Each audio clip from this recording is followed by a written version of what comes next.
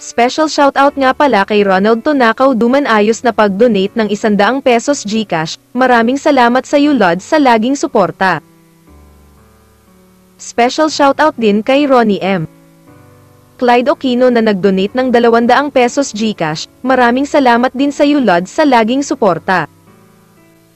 Ako ang tagapagmana ng pinakamayamang tao sa mundo. Kabanata 12:11. Ano ang relasyon ninyong dalawa? Tinatawanan. Hindi napigilan ni Cyrus na matigilan matapos marinig ang mga salita ni Lani, at pagkatapos ay mahinang sinabi. Maraming beses na akong pinagtawanan, at wala akong pakialam sa mga bagay na ito. Napakayaman mo, paanong may pagtawanan sa iyo?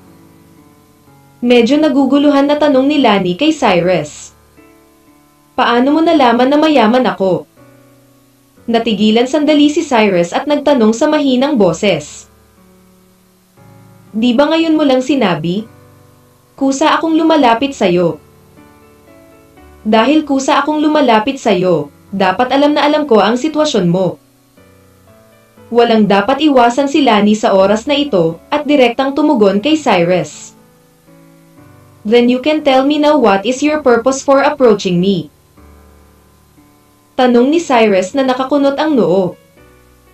Tumingin si Lani kay Cyrus at nag-alinlangan ng 2 segundo, pagkatapos ay mahinang sinabi, nilapitan kita dahil sa isang emosyon. Emosyon. Matapos marinig ang mga salita ni Lani. Ang ekspresyon ni Cyrus sa kanyang mukha ay tila naguguluhan, at lihim siyang nagbuntong hininga sa kanyang puso na ang Lani na ito ay interesado rin sa kanya. Kung si Cyrus noon, siguradong hindi niya iisipin. Kung tutuusin, kawawa naman si Cyrus noon, pero ngayon iba na si Cyrus. Oo, dahil sa isang emosyon. Bahagyang tumango si Lani, at pagkatapos ay nagpatuloy. Makatiyak kang hindi ako masamang tao, at wala akong intensyon na saktan ka. Paano ko malalaman na hindi mo ako sasaktan? Tanong ni Cyrus sa mahinang boses. Malalaman mo din agad. Mahinang sabi ni Lani. Sa oras na ito, hindi mabilang na mga tao ang itinuon ang kanilang atensyon kina Cyrus at Lani, at ang pagbubulungan ng dalawa ay itinuturing na isang pag-iibigan sa pagitan ng magkasintahan. Galit na galit ang ekspresyon sa mukha ni Clinton.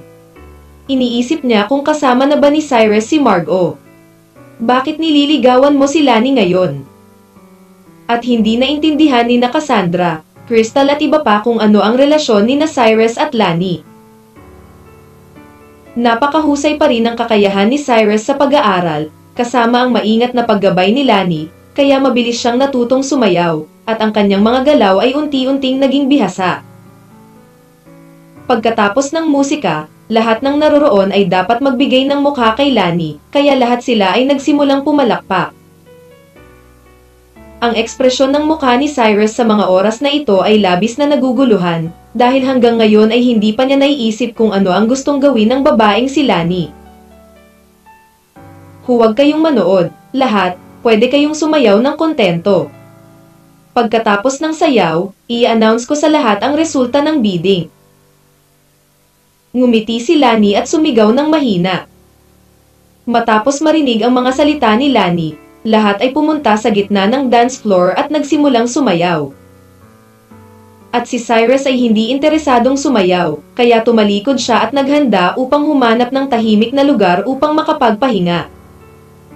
Si Lani ang may-ari ng Tianian Club, na may kahanga-hangang pagkakakilanlan at napakagandang hitsura, kaya natural na maraming tao ang gustong imbitahan si Lani na sumayaw, ngunit nang walang pagbubukod, sila ay tinanggihan ni Lani.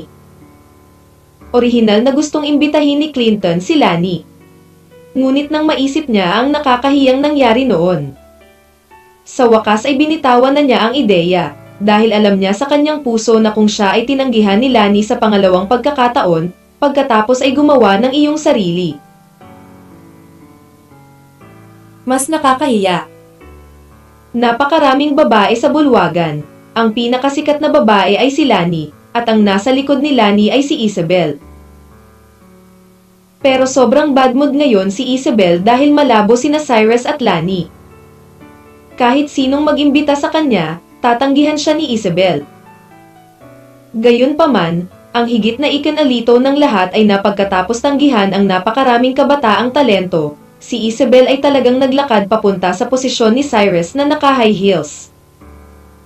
Sa oras na ito, ang mga lalaking naroroon ay sobrang inggit kay Cyrus. Dahil hindi talaga nila maintindihan kung anong uri ng birtod si Cyrus, hindi lamang ang pabor ni Lani, kundi maging si Isabel ay interesado din kay Cyrus. Cyrus, sayawan mo ako. Malamig na sabi ni Isabel kay Cyrus. Hindi ako mahilig sumayaw, humanap ka ng iba. Si Cyrus ay talagang hindi interesado sa pagsasayaw, kaya tumanggi siya. You don't like dancing. You dance with Lani. Bakit hindi mo ako kayang isayaw kung kaya mo namang sumayaw kay Lani? Sigaw ni Isabel kay Cyrus na parang medyo nagseselos. Matapos marinig ang mga salita ni Isabel, ang mga mata ni Cyrus ay kumislap ng isang bakas ng kawalan ng kakayahan, at ibinuka niya ang kanyang bibig upang magsalita. Ngayong araw dapat kang sumayaw sa akin. Hindi man lang binigyan ni Isabel ng pagkakataon si Cyrus na magsalita, at kinaladkad si Cyrus sa dance floor. At tumingin si Cyrus kay Isabel sa kanyang harapan. At ang ekspresyon sa kanyang mukha ay napakawalang magawa. Ngunit sa oras na ito, napakaraming tao ang nanonood. Kung hindi ibinigay ni Cyrus kay Isabel ang mukha na ito, tinatayang natiyak na manggugulo si Isabel. Kaya sa wakas ay piliin na lang ni Cyrus ang default. Hindi maintindihan ng lahat kung sino si Cyrus at kung bakit siya kaakit-akit. Sa oras na ito, ang dalawang pinakasikat na babae sa bulwagan ay pawang nag-aagawan sa pagsasayaw kasama si Cyrus. Hindi ko alam kung gaano karaming tao ang nangangarap ng ganoong magandang bagay.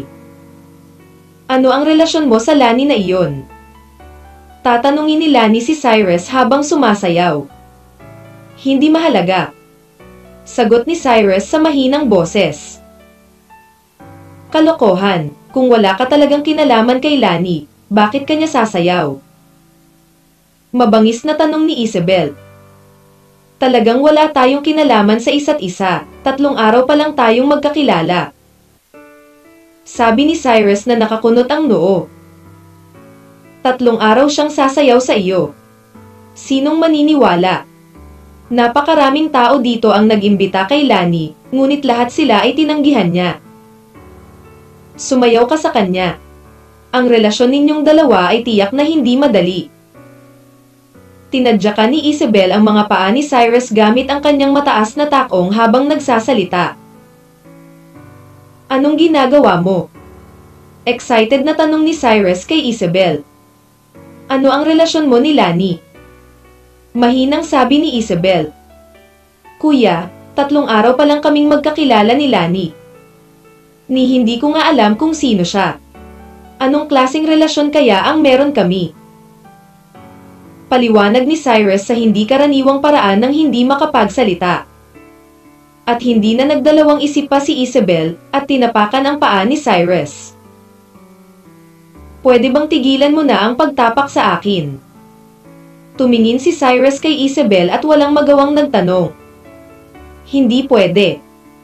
Tugon ni Isabel na buong pagmamalaki. Sa oras na ito, naunawaan ni Cyrus na ang ilang mga kababaihan ay talagang hindi kayang bayaran, tulad ng mga babae tulad ni Isabel. Hindi alam ni Cyrus kung ano ang relasyon niya kay Lani at hindi girlfriend ni Cyrus si Isabel. Hindi maintindihan ni Cyrus kung ano ang dapat pagselosan ni Isabel. Kabanata 12:12. Ang mga resulta sa panalo ng bid. Ang sayaw ay tumagal ng halos kalahating oras. Ngunit sa katunayan, sa loob ng kalahating oras o higit pa, ang isip ng lahat ay wala sa pagsasayaw, dahil lahat sila ay nag-aalala tungkol sa mga bagay na inilipat ng club. Marami na ang nagsumite ng kanilang mga bid. Hindi nila alam kung sino ang haantong sa mga kamay ng Tianian Club na ito. At lahat sila ay lihim na nagdarasal sa kanilang mga puso na sila ay manalo sa bid, kaya ang oras na ito para sa sayaw ay para sa lahat ng naroroon. Upang sabihin na ito ay isang paghihirap lamang, ang lahat ay umaasa na ang sayaw na ito ay matapos sa lalong madaling panahon. Lalo na ang mag-ama ng pamilyang Jiang. Kung tutuusin, mataas ang bid nilang dalawa sa pagkakataong ito, kaya sila ang kumuha ng pinakamalaking panganib. Kung sa wakas ay makukuha na ni Clinton ang Tianian Club, ayos lang. Ngunit kung si Clinton ay hindi nanalo sa bid sa huli, si Clinton ay maaaring nasa malaking problema. Nang ang lahat ay sabik na naghihintay, ang huling kanta ay huminto ng dahan-dahan. At nang marinig ng lahat ng naroroon ang pagtatapos ng musika, naging excited din ang mga ekspresyon ng kanilang mga mukha, dahil alam nilang magsisimula na ang pangunahing kaganapan ngayon. Si Michaela, na nakasuot ng puting cheongsam at nakataas na takong, ay lumakad papunta sa entablado ng maganda. At pagkatapos ay mahinang sinabi, alam kong ang lahat ay nasa sobrang pagkabalisa ngayon, kaya hindi na ako magsasabi ng higit na kalokohan, narito ang ating Tianian Club. Ang boss, si Miss Lani, ay mag-aanunsyo ng paglipat ng ating Tianian Club. Matapos marinig ang pangungusap na ito, ang lahat ay nagsimulang pumalakpak, at ang mga ekspresyon sa kanilang mga mukha ay labis na nasa sabik. Dahan-daang naglakad si Lani papunta sa stage, at pagkatapos ay marahang iwinagayway ang kanyang kamay sa mga tao. Sandaling natahimik ang lahat, dahil alam nila sa kanilang mga puso na sa wakas ay darating na ang pinakakapanapanabik na oras. Sinabi ko na sa lahat noon na malaki pa rin ang pagmamahal ko sa Tianian Club na ito.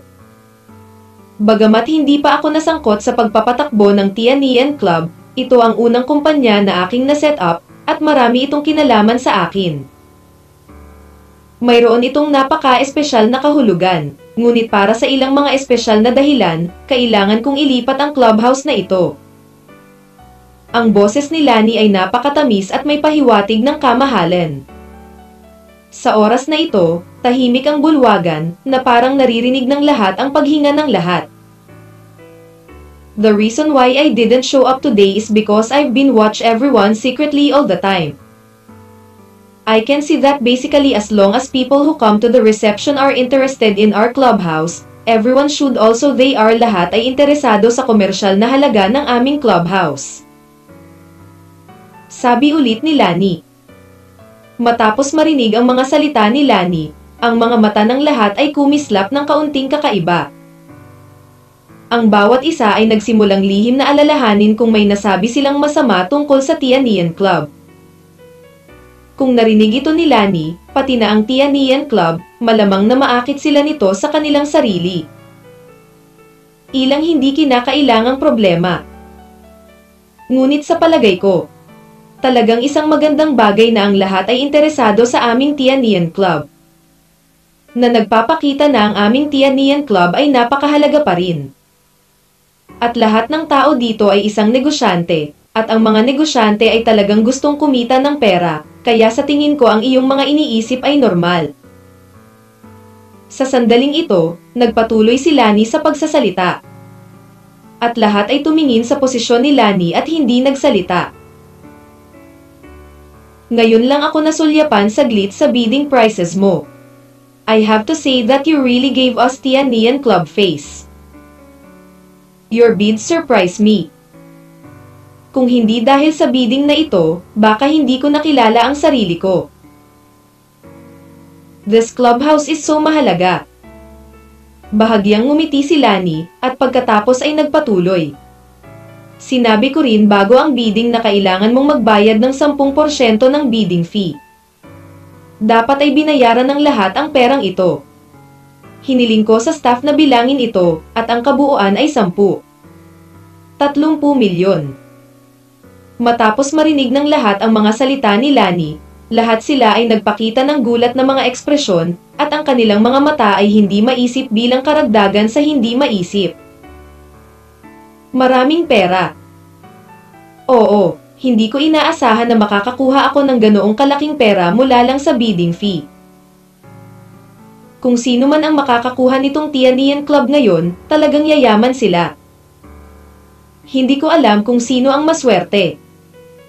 Ang lahat ng naroroon ay nagsimulang mag-usap sa mahinang boses, at ang mga ekspresyon sa kanilang mga mukha ay labis na nasasabi. Kung tutuusin, ang bidding fee na ito lamang ay hindi maliit na halaga. Bagamat ang mga taong ito na naroroon ay casual na kinuha ang isa sa kanila.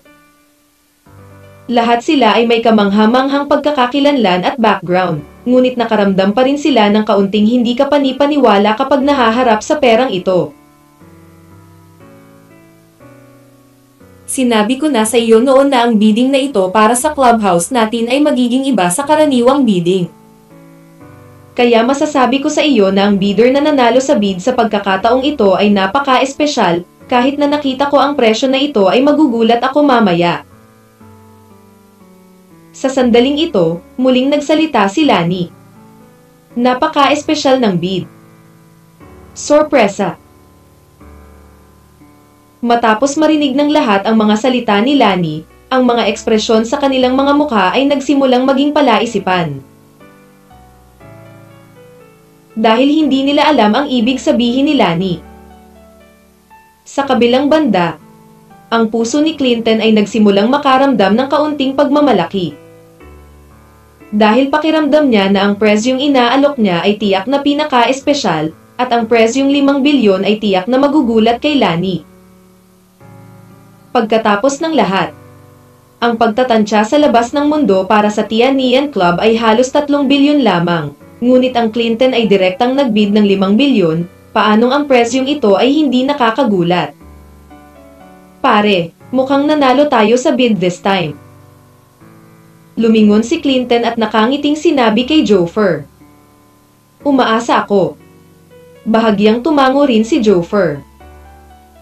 Miss Chu, sino ang nanalo sa bid? Ang lahat ay tila naiinip na malaman ang resulta, at excited na tinanong si Lani. Bahagyang ngumiti si Lani at mahinang sinabi. Huwag kang masyadong mabalisa. Maaari mong hulaan kung sino ang nanalo sa bid. Bibigyan kita ng 2 tip. Ang una ay ang bid ng taong ito ay napaka-espesyal.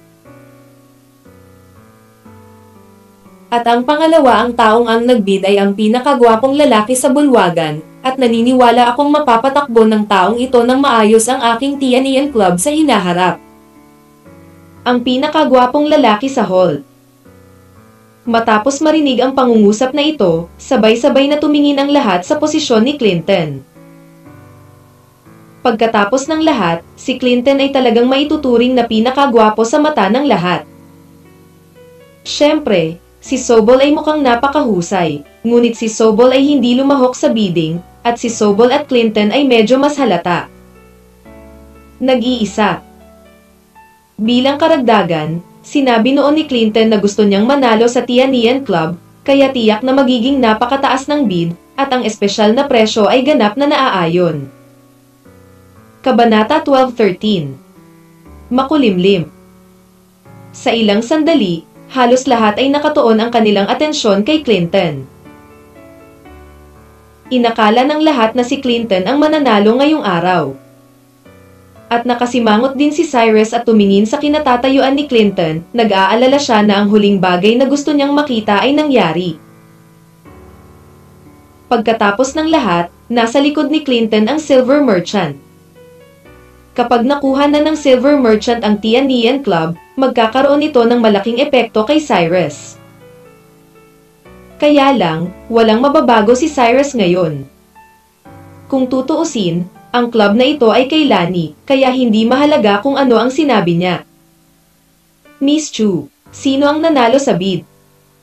Sa sandaling ito, isang medyo may edad na lalaki ang nagtanong kay Lani nang nakangiti. At hindi direktang sinagot ni Lani ang tanong ng nasa katanghali ang gulang na lalaki, ngunit lumingon kay Michaela at mahinang sinabi, Michaela, sino sa tingin mo ang pinakagwapo? Isang bakas ng kawalan ng kakayahan ang sumilay sa mga mata ni Michaela. Kung tutuusin, alam na niya ang sagot sa kanyang puso, ngunit kung sasagutin niya ng direkta ang tanong na ito, masasaktan niya ang lahat ng naroroon. Kaya't dahan-daang ibinaling ni Michaela ang kanyang ulo upang tingnan ang nasa katanghaliang gulang na matabang lalaki sa tabi niya. At nakangiting sinabi, "Ako ay isang babae na may maikling paningin." Kaya sa tingin ko ay mas mabuting sagutin ni Vice President Son ang tanong na ito. Kung tutuusin, laging lalaki si Vice President Son, at ang sagot niya ay dapat patas. Nang marinig ni Vice President Son na nakatayo sa tabi ni Michaela, ang mga salita ni Michaela, ang kanyang ekspresyon ay labis na walang magawa. Alam niya sa kanyang puso na si Michaela ay halatang ibinabato ang kanyang sarili ng bomba. Ngunit walang paraan si Vice President Son na hindi sumagot, kaya pagkatapos ng ilang sandali ay nag-alinlangan, nakangiting sinabi niya, "Narcissist ako, hindi ko akalain na maraming lalaking naroroon ang mukhang kasing gwapo ko." Ha ha ha. Nagtawanan ang lahat matapos marinig ang sinabi ni Vice President Son, dahil alam nilang lahat na nagbibiro si Vice President Son sa mga oras na ito. At nang makita ni Vice President Son na lahat ay nakangiti, mas naging madali ang ekspresyon ng kanyang mukha. Tiningnan ni Cyrus ang posisyon ni Vice President Son. At lihim na napabuntong hininga sa kanyang puso na hindi lang si Michaela ang talentadong tao sa Tianian Club, ngunit napakahusay din ang kakayahang tumugon ni Vice President Son. "Miss Chu, huwag kang ang magtampo. Sino itong taong sinasabi mo?" Ang mga tao sa ibaba ay hindi na makapaghintay, at tinanong si Lani sa sobrang excited na tono. At hindi napigilan ni Lani na mapangiti ng bahagya matapos marinig ang pangungusap na ito. Pagkatapos ay direktang itinuro ang posisyon ni Cyrus, at mahinang sinabi sa karamihan, "Ang taong tinutukoy ko ay siya." Sa isang iglap, napalingon ang lahat upang tingnan ang posisyon ni Cyrus, na may hindi kapani-paniwalang ekspresyon sa kanilang mga mukha. Walang nag-isip na ang pinakagwapong lalaking inakala ni Lani ay hindi si Clinton, kundi si Cyrus. Ang mga ekspresyon sa mukha ng lahat ay hindi pangkaraniwang nagulat, at hindi nila maintindihan kung ano ang nangyayari. At si Clinton ay nakatayo rin doon na tulala.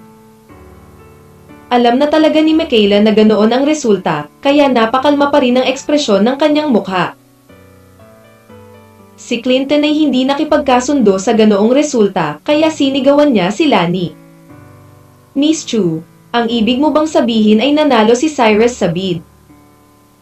"Tama, nanalo si Cyrus sa bid." Tumingin si Lani kay Clinton at tumango. "Imposible." Pinandilitan siya ni Clinton at sumigaw, pagkatapos ay nagpatuloy. "Miss Chu, magkano ang bid ni Cyrus?" "Bakit siya nanalo sa bid?" "Hindi naman siguro dahil sa tingin mo ay gwapo siya, di ba?" "Oo, Miss Chu, nandito kaming lahat para sumali sa bidding. Dapat mo bang sabihin sa amin kung magkano ang binayaran ni Cyrus? Sa ganoong paraan malalaman namin kung ano ang nangyayari." Sinundan din ito ng iba pang naroroon. Ang mga mata ni Lani ay kumislap sa sama ng loob matapos marinig ang sinabi ng lahat, at pagkatapos ay mahinang nagsabi, "Ang presyo ng bidding ni Cyrus sa pagkakataong ito ay 100,000 pesos." Ang mga salita ni Lani ay parang bombang ibinato sa karamihan, at lahat ay natulala. Ang lahat ay nakatitig ng blanko sa posisyon ni Lani, at ang mga ekspresyon sa kanilang mga mukha ay napaka hindi kapani-paniwala. Walang nag-iisip na ang presyo ng bid ni Cyrus ay magiging 100,000. Maging si Cyrus mismo ay nalilito sa oras na ito. Dahil ang numero ay casual na isinulat ni Cyrus mismo, at ayaw niyang lumahok sa bidding, ngunit sa oras na ito sinabi talaga ni Lani na siya ang nanalo sa bid, at hindi alam ni Cyrus. "Ano bang problema? Miss Chu, medyo malaki ang biro mo." Nanalo si Cyrus sa bid ng 100,000 pesos. Pinigilan ni Clinton ang galit sa kanyang puso at tinanong si Lani sa mahinang boses. Oo, si Cyrus ang bid sa presyong 100,000 pesos. Bahagyang tumango si Lani. Miss Chu, kung gusto mong direktang ilipat ang clubhouse kay Cyrus, maaari mo itong gawin ng pribado. Hindi na kailangang tawagan kaming lahat dito at magdaos ng bidding meeting. Mas mataas ang presyo ng sino man sa atin kaysa rito. Mahigit 100,000, bakit si Cyrus ang nanalo sa bid sa huli? Sa wakas ay hindi na napigilan ni Clinton ang kanyang emosyon, kinagat niya ang kanyang mga ngipin at sinigawan si Lani. Oo, Miss Chu, kailangan namin ng paliwanag. 500 million ang bidding price na sinulat ko. Bakit hindi ako nanalo sa bid pero si Cyrus ang nanalo sa bid? Dinala mo ba kami dito para lang dayin ang bidding fee namin? Tuwang-tuwa ang mga ekspresyon sa mukha ng lahat ng naroroon. Dahil kung nanalo si Clinton sa bid sa napakataas na presyo, maaaring walang anumang kawalang kasiyahan sa puso ng mga taong naroroon. Pagkatapos ng lahat, nagbayad sila ng mas maraming pera kaysa sa iyo, at ang pagkapanalo sa bid ay isang normal na bagay din. Ngunit talagang hindi nila maintindihan kung bakit kaya ni Cyrus na manalo sa bid sa pamamagitan lamang ng pagbid ng 100,000. Isa pa, kung naisip na ni Lani na ibigay ang club na ito kay Cyrus, bakit siya magsasagawa ng bidding meeting? Bakit maningil ng 10% bid fee? Sa isang sandali, ang lahat ay hindi nasisiyahan sa pag-uugali ni Lani, at walang sino man ang handang kunin ang pera nang walang bayad. Nag-iisip. Sa oras na ito, napakakalma pa rin ang ekspresyon ni Lani, at mahinang sinabi niya. Sinabi ko sa iyo bago ang bidding meeting, ang bidding meeting na ito ay iba sa ordinaryong bidding meeting na nilahukan mo, ang aking mga patakaran dito. Maaaring manalo sa bid, ngunit ang sino mang magbayad ng pinakamaliit ay maaaring manalo sa bid, at ang bayad sa pagbid na mahalaga sa iyo ay voluntaryo din, at hindi ka pinilit ng aming club. Ito. Lahat ay tumingin sa posisyon ni Lani na may kawalan ng kakayahan sa kanilang mga mata. Walang nag-isip na ang panuntunan ni Lani ay ang sino mang nagbayad ng pinakamababa ay makakakuha ng Tianian Club. Miss Chu, mali ba na gawin mo ito? Alam na siguro ni Cyrus kung sino ang mananalo sa bid na may pinakamaliit na pera, kaya isusulat niya ang bilang na 100,000, ikaw ay isang makulimlim. Excited na sigaw ng isang medyo may edad na. Kabanata 12:14. Ayoko. Paumanhin, walang nakakaalam ng panuntunang ito, ang aking bid ay magiging ganap na patas. Walang pakialam na sumagot si Lani, at pagkatapos ay nagpatuloy. Siyempre, kung sa tingin mo ay magiging hindi patas ang aking bid, at ako, si Lani, ay sadyang dinadaya ang iyong pera, okay lang, maaari ka nang umalis. Hindi mo na kailangang magbayad. Ang bidding fee. Napatingin ang lahat kay Lani at hindi nagsalita. Pero kung may aalis ngayon, mahihirapan ako, Lani, at ang Tianian Club ko. We can wait and see later. Kaagad pagkatapos, sumigaw si Lani ng pangungusap na ito ng napaka-domina. Sa isang iglap, nagulat ang lahat sa dominanteng kapangyarihan ni Lani. Alam nila sa kanilang mga puso kung gaano nakakatakot ang background ng babaeng ito na si Lani. Kung talagang nasaktan nila si Lani dahil dito, tiyak na kailangan nilang magbayad ng mas mataas na presyo sa hinaharap. Maging si Clinton ay nakatayo doon na tulala, hindi nangangahas na magsalita. Hindi mahalaga kung gaano kawalang kasiyahan ang mga taong ito na naroroon, hindi sila nang ahas na ipahayag ito, dahil wala silang lakas ng loob na saktan si Lani. Alam ng lahat na ang bidding meeting ngayon ay sadyang dinisenyo ni Lani, ngunit wala silang magawa. May isip na ito ni Clinton ngayon. Nagpatawag si Lani ng napakaraming tao. Sa katunayan, wala talaga siyang planong magdaos ng bidding meeting. Naisip na niya na ibigay ang club na ito kay Cyrus. At ang layunin ng pagtawag ni Lani sa lahat ng mga taong ito ay para lang ipaalam sa lahat sa lalawigan ng Tianyuan ang relasyon nila ni Cyrus. Sa madaling salita, si Lani ay gumagawa ng momentum para kay Cyrus. Ngunit hindi maintindihan ni Clinton ano ang relasyon sa pagitan ni Lani at Cyrus para ipagsapalaran ni Lani na masaktan ang buong lalawigan ng Tianyuan at tumayo para suportahan si Cyrus. Napakapangit din ang ekspresyon sa mukha ni Jofer sa oras na ito dahil alam niyang sayang ang 500 milyong bidding fee na inilabas niya at natalo siya sa pagkakataong ito. Cyrus, akyat ka na. Ngumiti si Lani at kumaway kay Cyrus. Sa oras na ito, nalilito pa rin si Cyrus dahil hindi maintindihan ni Cyrus kung ano ang nangyayari at hindi niya alam kung ano ang gagawin ngayon ni Lani. Wala pang 3 araw na magkakilala sina Cyrus at Lani. Gusto talaga ni Lani na ilipat ang isang clubhouse na nagkakahalaga ng bilyon-bilyon kay Cyrus sa presyong 100,000 pesos. Naramdaman ni Cyrus na hindi ganoon kadali ang bagay na ito. Ang asul dapat may iba pang layunin ang babae. Ang ibang mga tao na naroroon ay tumingin kay Cyrus na may nagtatakang ekspresyon. Sino itong Cyrus? Oo, ano ang relasyon niya kay Lani? Maaaring boyfriend ni Lani ang batang ito. Paano magkagusto si Lani sa ganoong tao? Sa palagay ko ay hindi simple ang background ng pagkakakilanlan ng batang ito.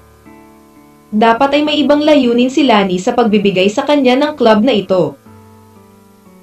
Lahat ng naroroon ay nagsimulang mag-usap sa mahinang boses nang makita nila ang posisyon ni Cyrus. Cyrus, ano pang ginagawa mo? Umakyat ka na dali.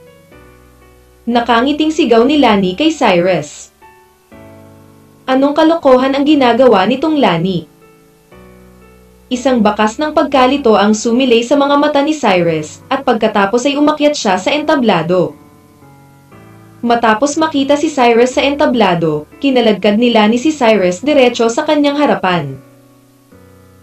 Malinaw na naitatanong ni Cyrus ang mahinang halimuyak sa katawan ni Lani.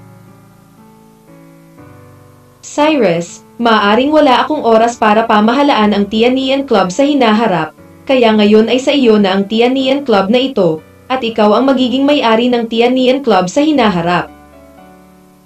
Sana ay mapangasiwaan mo ng maayos ang club na ito at hayaan ang Tianian Club dalhin ito sa susunod na antas. Nakangiting sabi ni Lani kay Cyrus. At tumingin si Cyrus kay Lani at nag-alinlangan ng 2 segundo, pagkatapos ay sinabi sa mahinang boses, Kuya, anong ginagawa mo? Ano ang gusto kong gawin? Ikaw na ngayon ang may-ari ng Tianian Club at ang club na ito ay sa iyo. Mahinang sabi ni Lani. Hindi ko makukuha itong club mo. Nang walang pag-aalinlangan, direktang umiling si Cyrus kay Lani. At lahat ng naroroon ay natulala matapos marinig ang mga salita ni Cyrus, at ang mga ekspresyon sa kanilang mga mukha ay napaka hindi kapani-paniwala. Masyado bang kayang magpanggap ang batang ito? Oo, nakakuha ako ng napakalaking clubhouse sa halagang 100,000 pesos, pero ngayon sinasabi ko na hindi. Anong ginagawa nitong Cyrus? Napatingin ang lahat sa kinatatayuan ni Cyrus at sinabi sa tonong naguguluhan. Ngunit sa katunayan, si Cyrus ay hindi nagpapanggap na mapilit dahil pakiramdam niya na ang bagay na ito ay hindi kasing simple ng kanyang naisip. Club. Kaya gusto kong makuha ang clubhouse na ito. Ngunit ngayong gumawa si Lani ng ganoong hakbang, naramdaman ni Cyrus na medyo kakaiba ang bagay na ito, kaya hindi nang ahas si Cyrus na tanggapin ang clubhouse na ito. Ano ang iyong layunin? Kinagat ni Cyrus ang kanyang mga ngipin at tinanong si Lani sa mahinang boses. What purpose can I have? I just want to give this clubhouse to you, kaya tanggapin mo na lang. It doesn't matter if you don't want to manage this clubhouse. Anyway, Michaela will help you manage it. Sa sandaling ito, tila nagmamakaawa si Lani kay Cyrus na tanggapin itong Tianian Club. At nanlaki ang mga mata ng lahat, hindi alam kung paano ilarawan ang kanilang nararamdaman. Kung tutuusin, mas gugustuhin ng ilang tao na magbayad ng daan-daang milyon para makuha ang Tianian Club na ito. Ngunit sa pagkakataong ito ay talagang nakiusap si Lani kay Cyrus na tanggapin ito, napakalaki talaga ng agwat. Tinitigan ni Clinton ang posisyon ni Cyrus, ang kanyang kalooban ay sobrang komplikado sa oras na ito. Cyrus, ngayon mo lang pinunan ang bidding form, at nanalo ka rin sa bid, kaya pumayag ka man o hindi, sayo na ang club na ito. Sabi ni Lani kay Cyrus na may seryosong mukha. Huminga ng malalim si Cyrus at sinabi sa mahinang boses. Lani, alam kong may layunin kang ibigay sa akin ang club na ito. Dapat mong ipaliwanag sa akin ng malinaw ang mga bagay-bagay, kung hindi, hindi ko matatanggap ang club na ito. Kahit tanggapin ko, ibebenta ko. Kung gusto mong malaman kung ano ang nangyayari, pumirma ka muna sa akin ng kontrata. Mahinang sabi ni Lani. As long as I accept this club, you will explain everything to me, right? Tanong ni Cyrus sa mahinang boses. Oo, basta pipirma ka sa kontrata, sasabihin ko sa'yo kung bakit ko ginawa yon. Seryosong tumango si Lani. Okay, then I promise you. Direktang sumang-ayon si Cyrus. Nang makitang sumang-ayon si Cyrus, sumilay si Lani ng isang kislap ng pagmamalaki sa kanyang mga mata, at pagkatapos ay mabilis na inikat ang kanyang ulo at sinabi kay Michaela. Michaela, bilisan mo at dalhin ang kontrata, gusto kong pumirma ng kontrata kay Cyrus. Panipi. Okay. Tumango si Michaela, pagkatapos ay tumalikod at nagsimulang ihanda ang kontrata. Kabanata 12:15. Sa tingin mo ba naniniwala ako? Sa katunayan, alam na ni Michaela na plano ni Lani na ilipat ang clubhouse na ito kay Cyrus, kaya inihanda ng maaga ang kontrata. Pagkalipas ng ilang minuto, naglabas si Michaela ng dalawang kontrata, iniabot ang isa kay Cyrus at ang isa kay Lani. Bagamat hindi alam ni Cyrus kung ano ang lahat ng ito, nalaman niyang wala nang iba pa sa kontrata. Hanggat pinirmahan ni Cyrus ang kontratang ito, ang club ay kay Cyrus. Pagkatapos mag-alinlangan sandali, sa wakas ay isinulat ni Cyrus ang kanyang pangalan sa kontrata. At pinirmahan din ni Lani ang kanyang pangalan, at nagpalitan ng kontrata ang dalawa. Sa ilalim ng atensyon ng lahat, si Cyrus ang naging bagong boss ng Tianian Club. Napakakomplikado ng mga damdamin sa puso ng lahat ng naroroon sa oras na ito, dahil hindi nila akalain na magiging ganito ang resulta sa huli. Si Cyrus pala ang pinakamalaking nanalo sa bidding meeting na ito. Dapat mong malaman na hindi lang nakuha ni Cyrus ang Tianian Club, ngunit nakuha din niya ang bidding fee na 1 bilyong peso. Ang perang ito ay sapat na para patakbuhin ni Cyrus ang Tianian Club sa napakatagal na panahon. Well, hindi mahalaga kung ang club na ito ay hindi kumikita. Ang ganoong magandang bagay ay mas kapana-panabik kaysa manalo sa lottery. Pagkatapos ng lahat, ang tiket sa lottery ay 5 milyon lamang, at sa oras na ito, si Cyrus ay nakakuha ng 10,000 ng 5 milyon.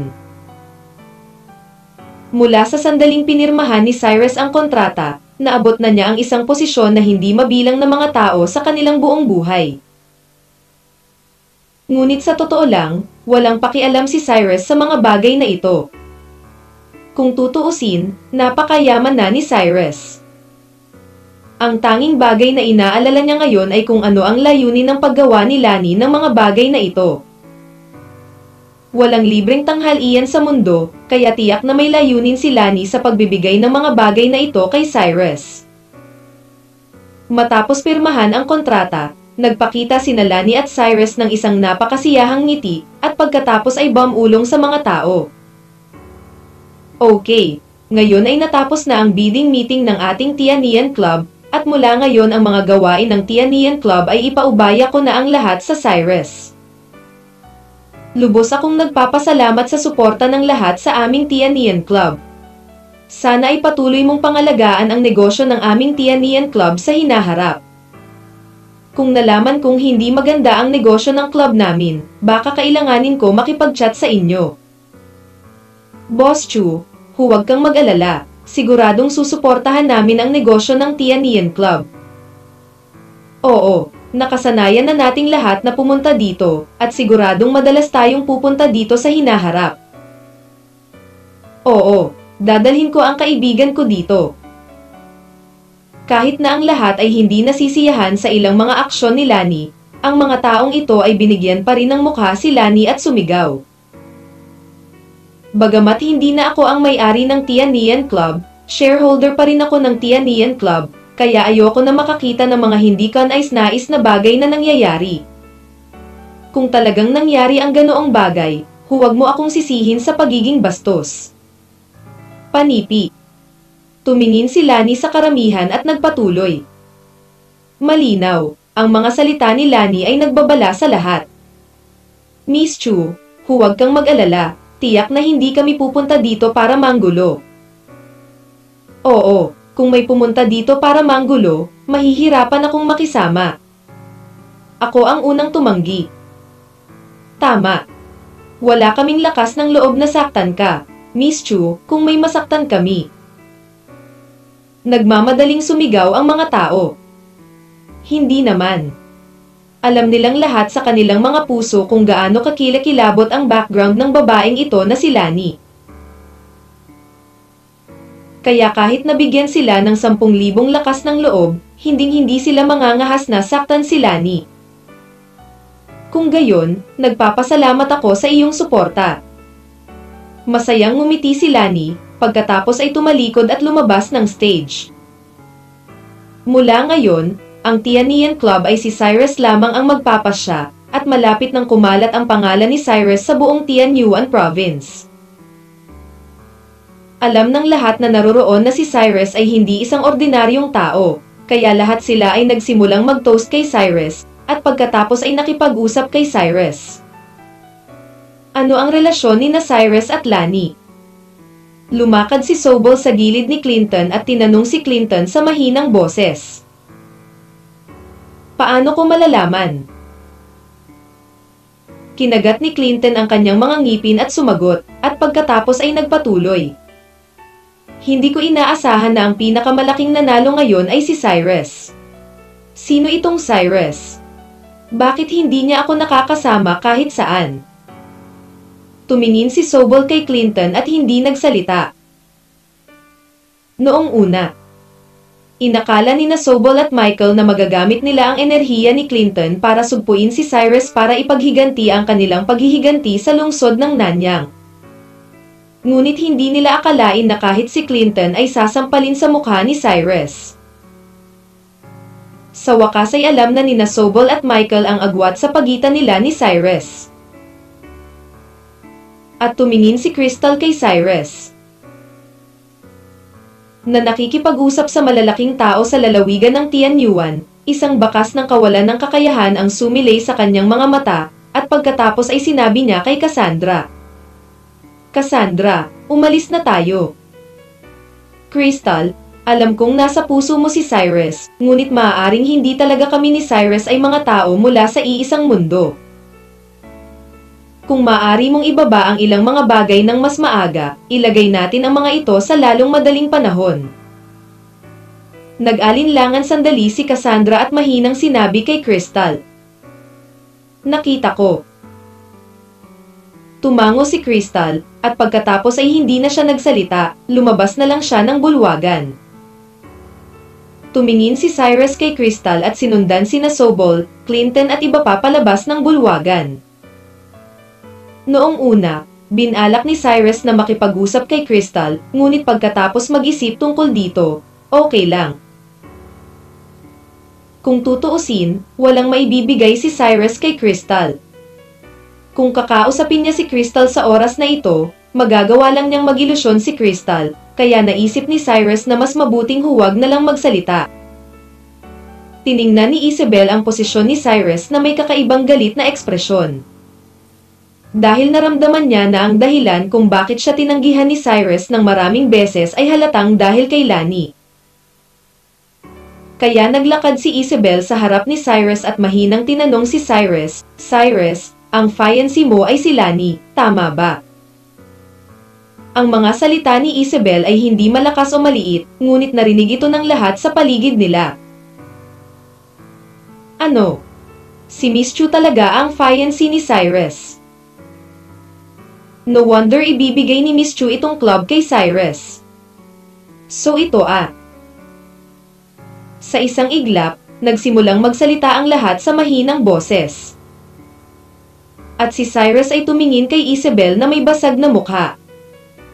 Kinaladkad niya si Isabel sa isang tabi at sinabi sa mahinang boses, "Ate, pwede bang tumigil ka na sa pagsasalita ng walang kapararikan? Wala talagang kinalaman si Lani sa akin.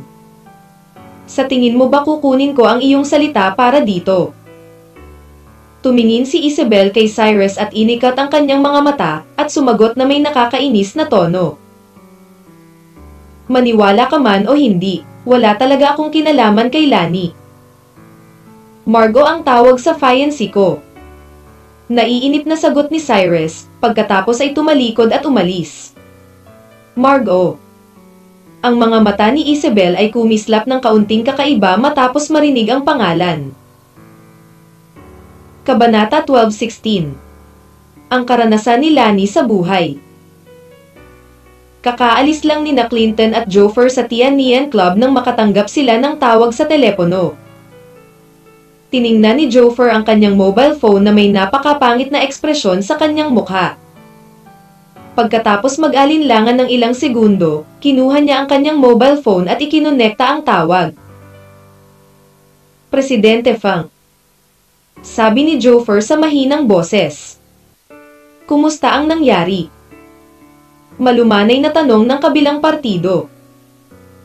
"President Fang, ibinigay ni Lani ang club na ito kay Cyrus. Tiyak na napag-usapan na nilang dalawa ng maaga. Pinaglalaroan tayo ng babaeng ito, si Lani."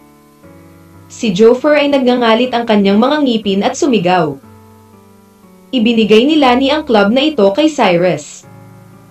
May bakas ng pagkalito sa tono ng kabilang partido, at pagkatapos ay nagtanong siya sa mahinang boses, paano makikilala ni Lani si Cyrus? Ano ang relasyon nilang dalawa? Hindi ko alam kung ano ang relasyon ni Lani at Cyrus, ngunit sigurado akong ang clubhouse na ito ay talagang ibinigay kay Cyrus ni Lani.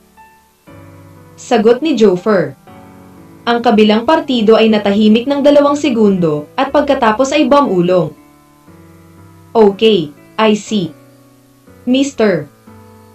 Fang, nawalan ako ng buong 500 milyon para sa bidding meeting na ito. Sa tingin mo ba matutulungan mo ako ng maayos sa perang ito? Nag-aalalang tanong ni Jofer matapos makitang ibababa na ng kabilang partido ang telepono. Hindi ba't malinaw na sinabi ko sa iyo noon? Kung manalo ka sa club, maibibigay ko sa iyo ang mga shares at management rights. Pagkatapos ng lahat, babayaran ko ang 5 bilyon, ngunit kung hindi mo makuha ang club, kung gayon ang bidding fee ay sa iyo na babayaran. Malumanay na sabi ng kabilang partido. Ngunit Mr. Fang, hindi ko inaasahan na ito ang lahat ng bitag ni Lani. Walang magawang sabi ni Jofer. Ang kabilang partido ay nag-alinlangan ng 2 segundo matapos marinig ang mga salita ni Jofer. At pagkatapos ay mahinang sinabi, dapat mong tiisin ang pera, ngunit dahil inilipat ni Lani ang club na ito kay Cyrus, mayroon akong paraan para tumulong. Pinaghiganti mo ito. Mr. Fang, ano ang magagawa mo? Ang mga mata ni Jofer ay kumislap sa pananabik matapos itong marinig, at mabilis na nagtanong. Ipinasa ni Lani ang club na ito kay Cyrus. Ang pundasyon ni Cyrus ay hindi matatag, kaya maaari nating samantalahin ang pagkakataong ito upang makuha ang lahat ng negosyo ng Tianian Club. Pagkatapos ng lahat, ang pinakamahalagang bagay para sa Tianian Club ay ang kanyang mga personal na koneksyon. Hindi ang kakayahang kumita ng pera. Malumanay na sabi ng kabilang partido. Hindi napigilan ni Joffre na huminga ng malalim pagkatapos marinig ito at saka bumulong, Mr. Fang, ano ang pinaplano mo? Nakatuon na ako sa isang club na tinatawag na Yulong, at ngayon plano kong kunin ang club na ito at makipagkumpetensya sa Tianian Club. President Fang, dapat magastos ng malaking pera para makuha ang club na ito, tama ba? Tanong ni Joffre sa mahinang boses. You don't need to worry about the money, you just need to be responsible for making an appearance. I will provide all the funds. In the future, ang Yulong Club ay ipapasa sa iyo upang pamahalaan. Sana sa loob kalahating taon, ang Tianian Club ay magiging lahat ng miyembro ng club natin ay naging miyembro ng club natin. Naiintindihan mo ba ang ibig kong sabihin? Kalmadong sabi ng kabilang partido. Mr. Fang, naiintindihan ko ang ibig mong sabihin. Maaaring hindi ako ang kalaban ni Lani, ngunit talagang walang problema sa pakikitungo sa Cyrus na ito. Kung tutuusin, itong Cyrus ay walang karanasan sa pamamahala ng mga club. Tuwang-tuwang sigaw ni Joffre. Hindi niya akalain na makakakuha siya ng blessing in disguise. Bagamat nawalan siya ng 500 milyon at hindi niya nakuha ang Tianian Club ngayon, kung makakakuha siya ng club na kasing laki ng Tianian Club, tatanggapin pa rin ito ni Joffre. Sige, tatawagan kita ng pera bukas, at pagkatapos ay pupunta ka sa amo ng Yulong Club para dumaan sa mga pamamaraan ng handover. Diretsyong ibinaba ng kabilang partido ang telepono pagkatapos sabihin ito. Ang ekspresyon sa mukha ni Joffre na nakatingin sa kanyang mobile phone ay labis ding nasasabi. Ang tawag na ito ay talagang pagkakataon para sa kanya. Sa kabilang banda, alam na ng mga bisita ng Tianian Club ang resulta ng bidding, kaya umalis silang lahat pagkatapos makipag-chat kay Cyrus. Nang makita ni Cyrus na halos wala na ang mga bisita, dumiretso siya sa opisina ni Lani. Sa oras na ito, nakaupo si Lani sa sofa at nakatingin sa mobile phone. Pagkatapos marinig ang mga yapak ni Cyrus, dahan-dahan niyang ibinaba ang mobile phone, at pagkatapos ay mahinang tinanong si Cyrus, wala na ba ang mga taong iyon? Lahat na wala. Bahagyang tumango si Cyrus, pagkatapos ay umupo sa tapat ni Lani, at sinabi kay Lani na may napakaseryosong ekspresyon. Ngayon, maaari mo bang ipaliwanag sa akin ang layunin ng iyong ginagawa? Di ba napaliwanag ko na sayo? Ginawa ko lang yun dahil sa isang pakiramdam. Malumanay na sagot ni Lani. In love ka ba sa akin? Kumunat ang noo ni Cyrus at tinanong si Lani. Bakit ba napaka-narcissistic mo? Walang 1,000 o 800 lalaki ang humahabol sa akin. Paano ako magkakagusto sa isang mabahong batang katulad mo nang hindi ako nakakakita ng ganoong kagandang lalaki?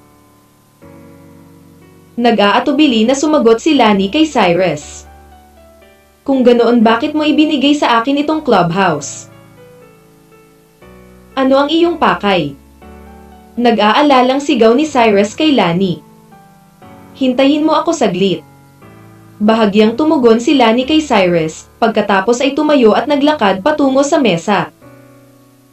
Pagkalipas ng ilang minuto, kinuha ni Lani ang isang larawan at inilagay ito sa harap ni Cyrus, at mahinang sinabi kay Cyrus, tingnan mo muna ang larawang ito. Saglit na natigilan si Cyrus, pagkatapos ay inabot at kinuha ang larawan. Mayroong 2 batang babae sa larawan, at ang isa sa mga bata ay si Lani. Kahit na si Lani sa larawan ay 7 o 8 taong gulang pa lamang, makikilala pa rin ni Cyrus na ang babaeng ito ay si Lani. Ngunit nang makita ni Cyrus ang ibang babae sa larawan, natigilan siya sa kinatatayuan, at ang ekspresyon ng kanyang mukha ay napaka-hindi kapani-paniwala. Saan mo nakuha ang picture na ito? Ano ang relasyon mo sa babaeng iyon? Excited na tanong ni Cyrus kay Lani. Ang larawang ito ay kinunan noong ako ay 8 taong gulang, at ang isa pang babae ay aking kapatid. Malumanay na sagot ni Lani. Imposible, it's absolutely impossible, itong litrato mo ay siguradong synthetic, dapat nagsisinungaling ka sa akin.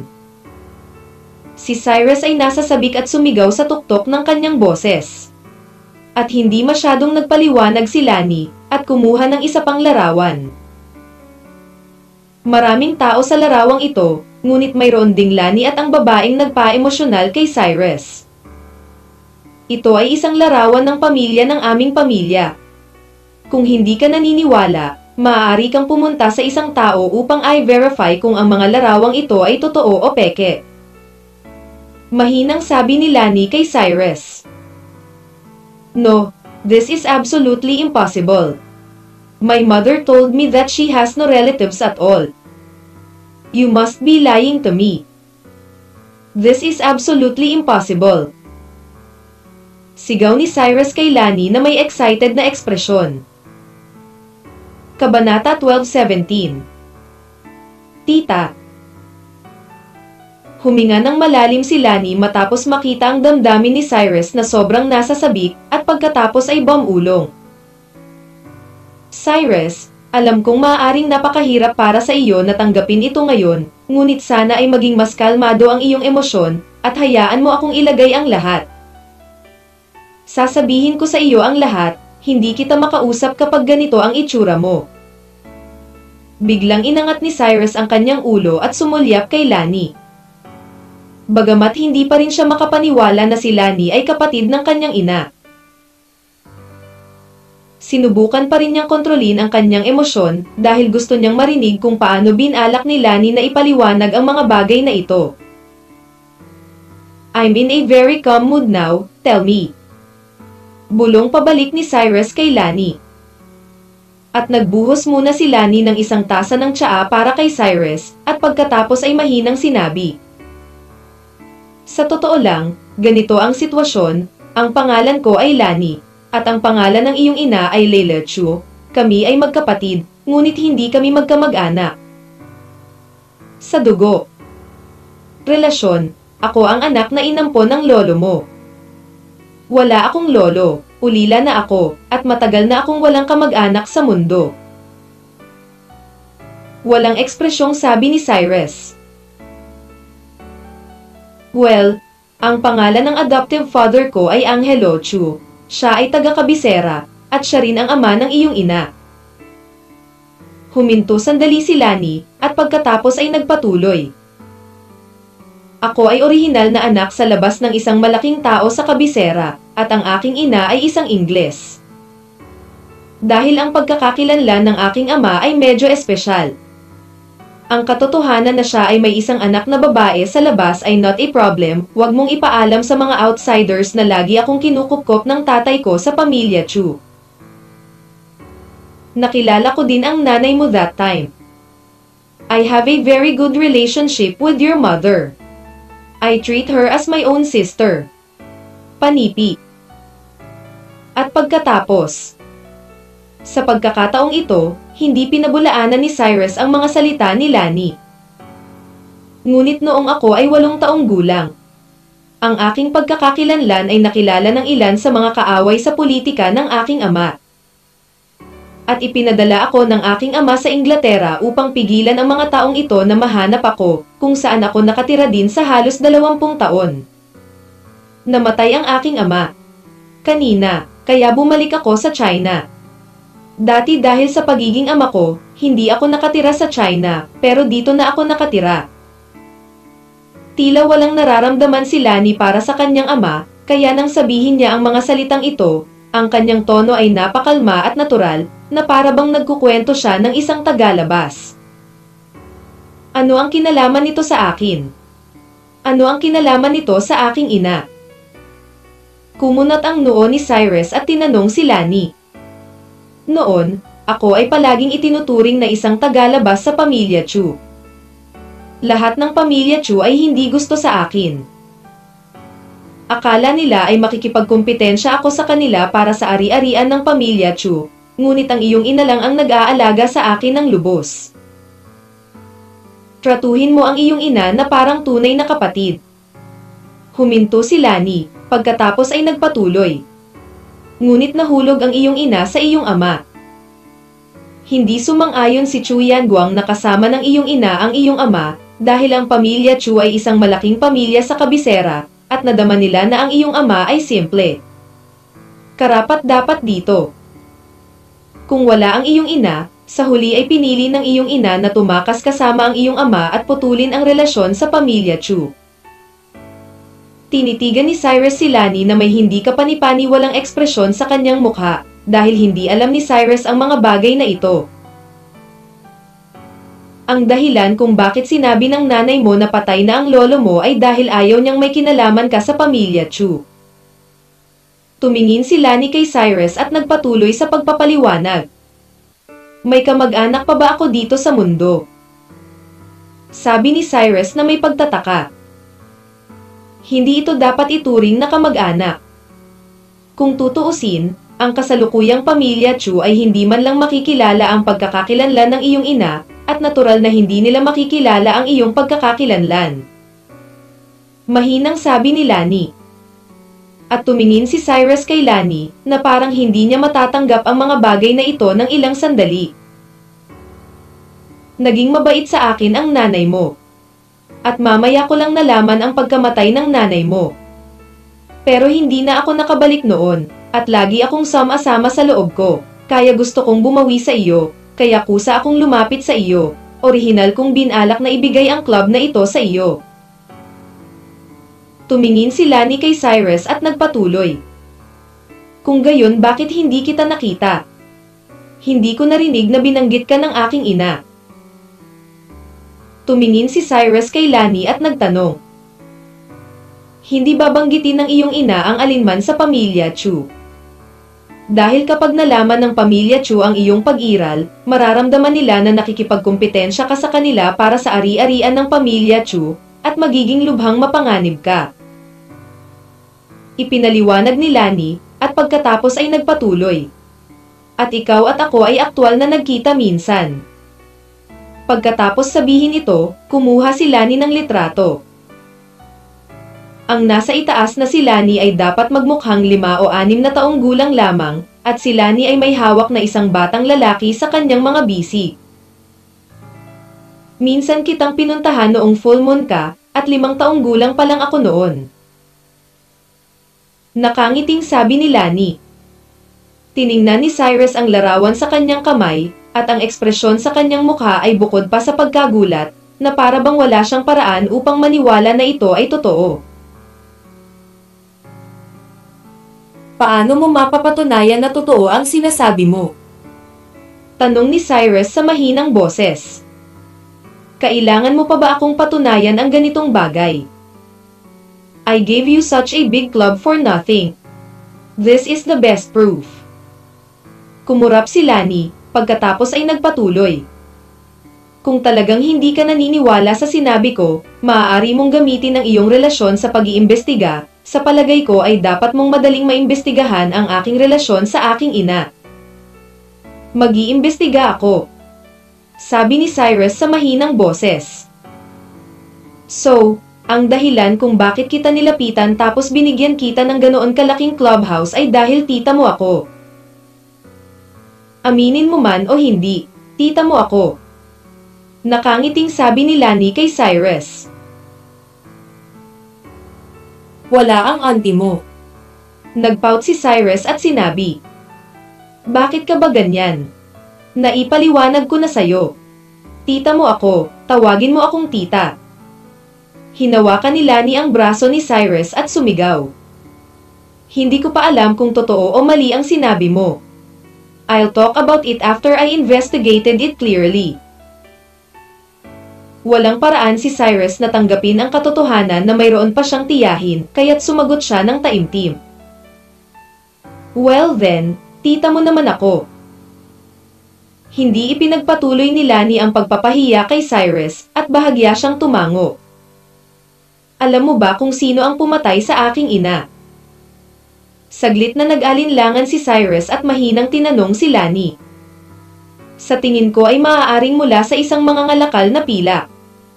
Malumanay na sagot ni Lani. Kung gayon alam mo ba kung sino ang aking ama? Nagmamadaling nagtanong si Cyrus. Hindi ko masyadong kilala ito. Napakahiwaga ng pagkakakilanlan ng iyong ama. Siya ang pinuno ng rehiyon ng mangangalakal na pilak. Kaya ngayon kung gusto mong malaman ang tunay na pagkakakilanlan ng iyong ama, maaari mo lamang itong imbestigahan sa pamamagitan ng mangangalakal na pilak. Sagot ni Lani.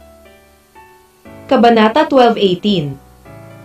Marunong ka bang magbasa ng isip? Bagamat hindi matanggap ni Cyrus na si Lani ay tiyahin niya saglit. Nalaman niyang alam ni Lani ang tungkol sa mangangalakal na pilak, at alam din niya na ang kanyang ama ay isang mangangalakal na pilak, na nagpapakita na si Lani ay malamang na siya talaga. Tita, kung hindi, paano malalaman ni Lani ang tungkol sa mga bagay na ito? Cyrus, alam kong noon pa man ay gusto mong makipag-deal sa mangangalakal na pilak, kaya ibibigay ko sa iyo ang clubhouse na ito, dahil malaki ang maitutulong ng clubhouse na ito sa iyo. Tumingin si Lani kay Cyrus at sinabing, Salamat. Sumagot si Cyrus sa mahinang boses, at pagkatapos ay binalak na ipagpatuloy ang pagtatanong tungkol sa kanyang mga magulang. Ngunit ang pinto ng opisina ay biglang itinulak mula sa labas. Si Michaela, na nakasuot ng cheongsam at nakataas na takong, ay umindayog sa gilid ni Lani, at pagkatapos ay mahinang sinabi kay Lani, Miss Chu, hinahanap mo ba ako? Panipi. Tama. Bahagyang tumango si Lani, pagkatapos ay kinaladkad si Michaela sa harap ni Cyrus, at nakangiting sinabi. Cyrus, ito si Michaela, na nakilala ko noong nag-aaral ako sa ibang bansa, at ngayon ay mula sa Tianian Club. General Manager, si Michaela ay nag-aasikaso sa lahat ng bagay sa Tianian Club sa loob ng maraming taon. Siya ay napaka-experience sa pamamahala ng club, kaya kung mayroon kang anumang bagay na hindi mo naiintindihan, maaari mong tanungin siya. Hello, Miss Michaela. Kinuha ni Cyrus ang inisyatiba upang iunat ang kanyang kanang kamay patungo kay Michaela. Sa kabilang banda, nakipagkamay lang si Michaela kay Cyrus, walang kamalay-malay na inaalala ang nangyari sa opisina noon, kaya namula siya at mahinang nagsabi, Mr. De La Cruz, hello. Cyrus, bihirang management talent si Michaela. Plano kong hayaan si Michaela na pumunta sa ibang kumpanya para maging general manager in the future. Para makapag-relax ako ng husto, kaya bibigyan kita ng 3 buwan para pumalit sa posisyon ng Michaela. 3 buwan sa hinaharap, susundan ako ni Michaela sa ibang kumpanya. Tumingin si Lani kay Cyrus at sinabing, alam ni Cyrus sa kanyang puso na si Michaela ay isang napakahusay na babae. Ang dahilan kung bakit nakarating ang Tianian Club sa kung nasaan ito ngayon ay may malaking kinalaman kay Michaela, kaya talagang ayaw ni Cyrus na umalis si Michaela at hindi niya ito mahanap. Darating ang isang mas angkop na tao. Ngunit walang magawa, alam ni Cyrus na hindi niya kayang panatilihin ang Michaela at ibinigay na ni Lani ang club na ito sa kanya nang walang bayad. Kung gusto niyang panatilihin si Michaela, ito ay labis na. Nakita ko. Tumingin si Cyrus kay Lani at marahang tumango. Pero huwag kang mag-alala, bibigyan kita ng 3 buwan, at mananatili pa rin si Michaela dito sa 3 buwang ito. Nagpatuloy si Lani. Tumango si Cyrus, pagkatapos ay tumingin sa oras, at mahinang sinabi. Gabi na, babalik muna ako. Kakausapin ko si Sister Michaela bukas kung mayroon ako. Okay. Tumango si Michaela. Huminga ng malalim si Cyrus, pagkatapos ay tumalikod at tumakbo palabas ng opisina. Marahan na bamantong hininga si Lani matapos makitang umalis si Cyrus, Pagkatapos ay bumaling kay Michaela at nagtanong, ano ang tingin mo kay Cyrus? Hindi ko alam. Umiling si Michaela, pagkatapos ay nagpatuloy. Mukhang gustong itago ni Cyrus ang kanyang sarili. Hindi ko makita ang ilang bagay, ngunit dapat kong makita kung anong uri siya ng tao sa loob ng 3 buwan. Sa tingin ko magaling si Cyrus. Marami siyang potential, pero hindi pa na-stimulate ang potential niya. Malumanay na komento ni Lani. Sana tama ang desisyon mo, ayokong masira ng mga kamay ni Cyrus ang Tianian Club. Medyo mahina ang mood ni Michaela, kung tutuusin, walang kapantay ang nararamdaman niya para sa club na ito. Huwag kang mag-alala, siguradong hindi mali ang taong hinahanap ko. Bahagyang ngumiti si Lani. Sa kabilang banda, sumakay si Cyrus ng taxi at umuwi pagkatapos umalis sa Tianian Club. Si Vera, na orihinal na nakaupo sa sofa, ay direktang nagtanong kay Cyrus pagkatapos makitang bumalik si Cyrus, nanalo ka na ba sa Tianian Club? Paano mo nalaman yun? Hindi mapigilan ni Cyrus na matigilan nang marinig niya ang mga salita ni Vera at nagtanong sa sobrang gulat na tono. Sino ako? Hindi ito sikreto. Hindi ko lang alam na kinuha mo ang clubhouse na ito. Ngunit alam ko rin na walang bayad ang ibinigay sa iyo ng may-ari nitong clubhouse. Vera said lightly. Hindi ko ine-expect na ang balita mo ay napaka-well-informed. Sumagot si Cyrus sa mahinang boses at saka naglakad papunta sa gilid ni Vera. Tumingin si Vera kay Cyrus pataas at pababa at mahinang sinabi, nakuha mo na ang Tianian Club pero bakit parang hindi ka masaya? Nilinggan ni Cyrus ang kanyang ulo at sinulyapan si Vera, pagkatapos ay bumulong, kailangan kong tulungan mo akong mag-imbestiga ng isang tao ngayon. Si Lani, ang may-ari ng Tianian Club, tama ba? Diretsyong tanong ni Vera. Mayroon ka bang kakayahan sa pagbabasa ng isip? Sigaw ni Cyrus na may nagtatakang ekspresyon. Nagtataka siya kung bakit palaging nahuhulaan ni Vera, isang babae, kung ano ang kanyang gagawin. Humigit kumulang. Bahagyang ngumiti si Vera, at pagkatapos ay nagpatuloy. Naimbestigahan ko na ang pagkakakilanlan ni Lani. Si Lani at ang kanyang ina, si Chu Ching, ay talagang mula sa pamilya Chu. Ngunit ang tunay na pagkakakilanlan ni Lani ay isang napakalakas na nakatatanda sa kabisera. Anak ni Dud, ang kapangyarihan ng boss na ito ay maaaring malapit na sa tuktok. Kung sino ito, kailangan mo lang maghanap sa internet para malaman. Si Lani ay palaging nakatira sa ibang bansa dahil sa kanyang pagkakakilanlan. Kung gayon ang ibig mong sabihin ay kapatid talaga ng nanay ko si Lani. Excited na sabi ni Cyrus. Maiintindihan mo rin iyon, kung hindi, paano ka mabibigyan ni Lani ng ganoon kalaking club? Bahagyang tumango si Vera. Tita ko ba talaga si Lani? Matapos malaman ni Cyrus ang balita, ang ekspresyon sa kanyang mukha ay bumagsak ng abnormal dahil hindi siya makapaniwala na totoo ito. Si Lani ay talagang hindi isang simpleng babae.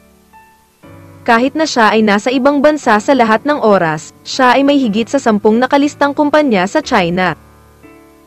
Ang kanyang katalinuhan sa negosyo ay napakahusay, kahit na tumingin siya sa mundo, siya ay isang nangungunang antas ng pag-iral.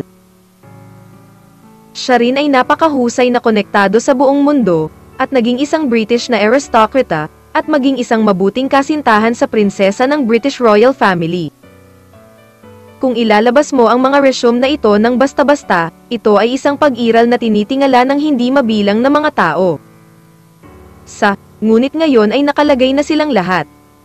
Sa isang tao, medyo hinahangaan ko itong si Lani. Tumingin si Vera kay Cyrus at nagpatuloy. Ang isang nasa katanghaliang gulang na lalaki pala ay isang British nobleman, at siya rin ay isang mabuting kaibigan ng prinsesa. Napatulala si Cyrus matapos marinig ang pangungusap na ito, at ang ekspresyon ng kanyang mukha ay napaka hindi kapani-paniwala. Oo, ito ang lahat ng bagay na iniimbestigahan ko. Tumango si Vera.